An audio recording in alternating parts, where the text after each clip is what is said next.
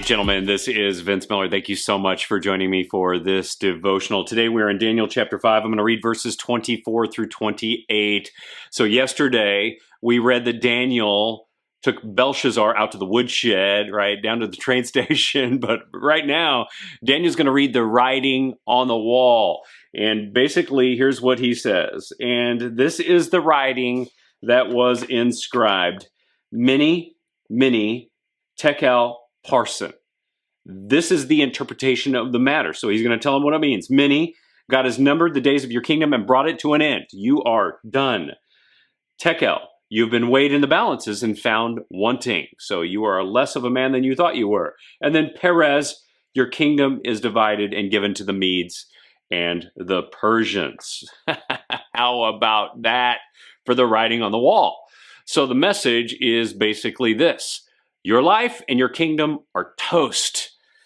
And if you recall, far in the past, Daniel had a much different demeanor when he approached Nebuchadnezzar with disturbing news. And in this case, we just don't see that from Daniel. There isn't a lot of concern about telling Belshazzar all this bad news. I think this is because Daniel is much more mature by this time. He's been in this situation before, and he knows it's not his job to come up with the message, because it's not his message. It's God's message. Daniel's responsibility is to deliver the message, not make it up or find some creative way to deliver it. He's not going to hold back from the controversy of it. He's not going to soften it. He's not going to make it personal. He's not even going to get in the middle of this whole thing, because he knows it's not between Belteshazzar and Belshazzar, two ordinary men.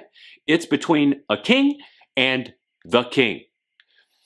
Fellas, as things heat up in our world, as culture becomes increasingly secularized, we need to do two things. It's the same two things done here. First, we got to make sure that we're listening to God's truth and not somebody's spin on it. Right?